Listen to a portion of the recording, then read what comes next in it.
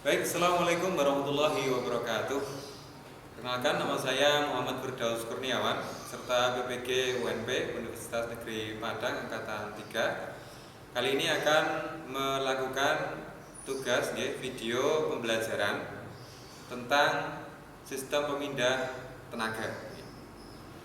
Baik, pada kesempatan hari ini kami akan menyampaikan materi tentang sistem kopling dan perawatannya, yaitu untuk kelas 11. Di sini kita pakai kelas 11 TKR 2. Untuk alat yang kita pakai, nanti kita menggunakan aplikasi Google Meet. Nah, nanti siswa akan disuruh untuk masuk ke dalam aplikasi Google Meet. Nah, kita sampaikan pembelajaran di Google Meet. Baik, selamat pagi semuanya. Pagi, Pak. Ya, bagaimana kabarnya hari ini? Iya. Sebelumnya, Assalamualaikum warahmatullahi wabarakatuh. Waalaikumsalam warahmatullahi wabarakatuh. Iya. Pada kesempatan hari ini ya, kita lanjutkan pelajaran jarak jauh kita ya, karena adanya pandemi, kita hanya bisa melakukan kegiatan melalui daring. Sudah siap ya, nanti kita sampaikan materinya. Jangan lupa yang pertama kita ingatkan ya, selalu patuhi protokol kesehatan ya. Kalau keluar silahkan kalian pakai masker, jangan lupa jaga jarak ketika ada acara dengan teman ya. Jangan lupa cuci tangan juga ya. Baik, materi pada hari ini nanti kita akan sampaikan tentang sistem kopling ya.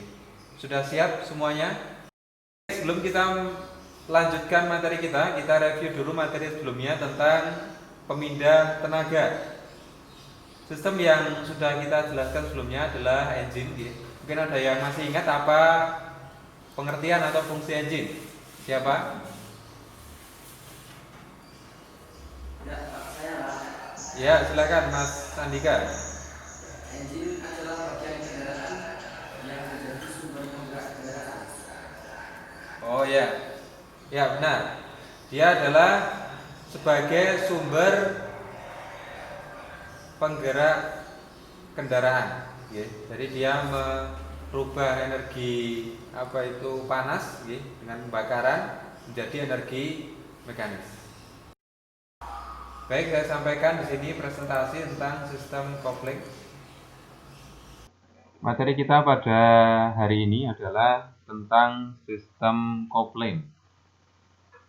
Yang pertama yang kita sampaikan dulu di sini adalah yang pertama kompetensi dasar pada perawatan sistem kopling. 3.1 menerapkan cara perawatan kopling. 4.1 merawat berkala kopling. Nah, nanti yang akan kita bahas adalah 3.1 menerapkan cara perawatan kopling. Tujuan pembelajaran pada hari ini adalah melalui simulasi lewat Google Meet, siswa diharapkan dapat mengaitkan fungsi komponen sistem kopling dengan tepat. Melalui diskusi yang dilakukan lewat Google Meet, siswa diharapkan dapat mengurutkan cara kerja sistem kopling dengan percaya diri. Melalui tanya jawab dengan guru lewat Google Meet, siswa diharapkan dapat menjabarkan perawatan sistem kopling dengan percaya diri. Baik, pengertiannya. Sistem kopling secara umum adalah alat yang digunakan untuk menghubungkan dua poros pada kedua ujungnya untuk mentransmisikan daya. Secara khusus dalam bidang otomotif, dia adalah sistem yang berfungsi menyambung dan memutuskan putaran engine ke transmisi agar kendaraan dapat pindah gigi. Jadi ketika melakukan pindah gigi, pedal kopling ini harus diinjak terlebih dahulu agar putaran itu bisa melambat sampai ke transmisi. Terus dilakukan pindah gigi. Ini simulasi untuk cara kerja sistem kopling.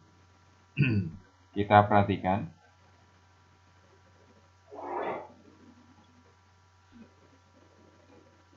Ya, kita lihat.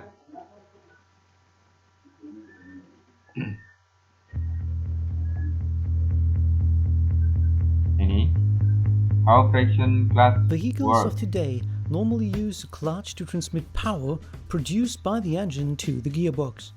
The vast majority of cars and motorcycles rely on dry friction clutches, which will be explained in this animation.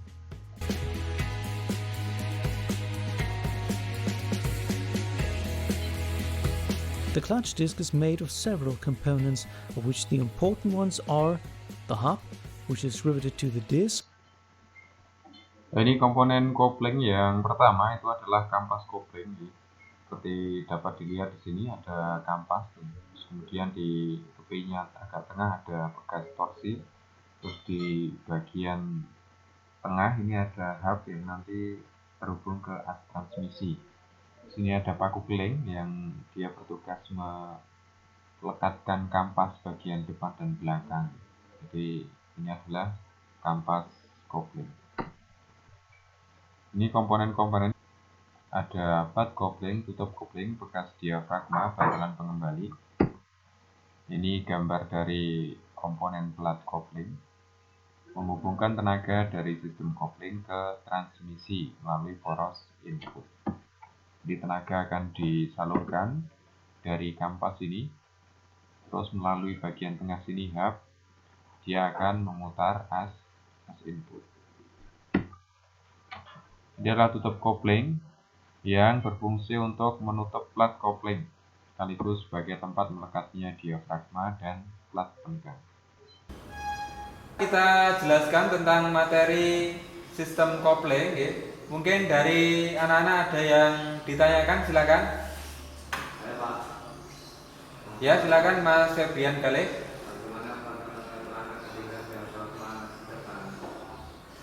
Ya, bagaimana proses?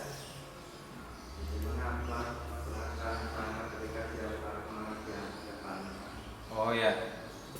Jadi diafragma itu dia ketika ditekan justru membuat plat penekan itu terangkat. Kok bisa, Pak? Karena dia menggunakan sistem yang sama seperti jukat jungkit nih, kalau kalian lihat. Jadi ketika satu sisinya ditekan, sisi yang sebelahnya itu akan terangkat naik. Nah, dia nanti prinsipnya sama seperti itu. Ya, itu ya. Pahami ya Mas Febrian? Paham ya? Oh ya, bagus. Baik, mungkin ada lagi yang lainnya. Silakan. Ya, kalau nggak ada, silakan kalian berdiskusi ya, berdiskusi dengan teman kalian ya, untuk prinsip, cara kerja dan perawatan sistem kopling. Nanti kalian searching, boleh kalian catat, dan nanti kalian sampaikan lagi dalam bentuk laporan. Gitu, guys.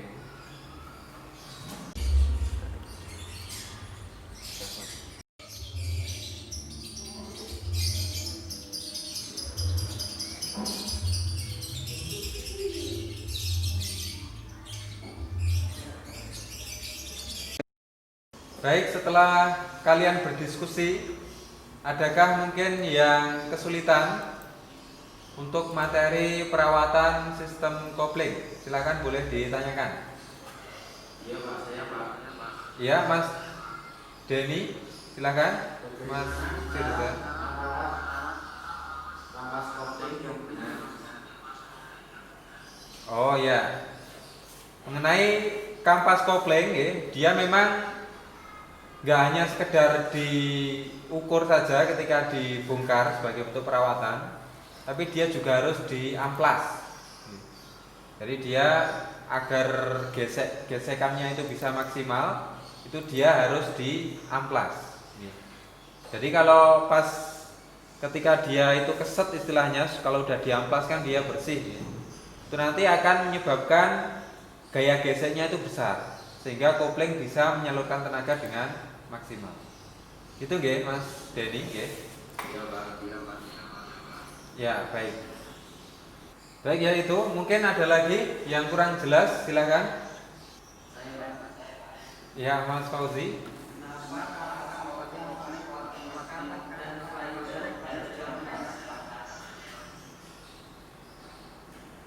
Oh ya. Jadi sama seperti sebelumnya saya jelaskan tadi ya. Intinya untuk memperbesar gaya gesek. Soalnya kalau kampas itu dia lama dipakai terkena debu, otomatis kan gesekannya akan nggak pakem lagi. Makanya dia butuh untuk dibersihkan, nggih. Kalau di kampas biasanya di amplas.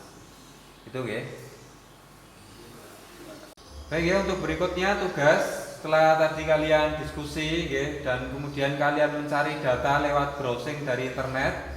Nah, sekarang kalian kerjakan soal yang kita berikan secara online di alamat berikut.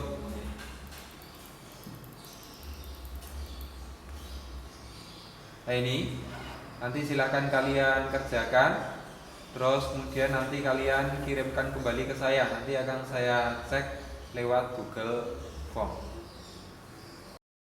Baik, setelah kita tampilkan tadi penjelasan tentang sistem coupling, nah kita dapat simpulkan beberapa poin di sini ya, tentang prinsip kerja, bahwa sistem coupling dia menggunakan gaya gesek sehingga tenaga bisa disalurkan maksimal.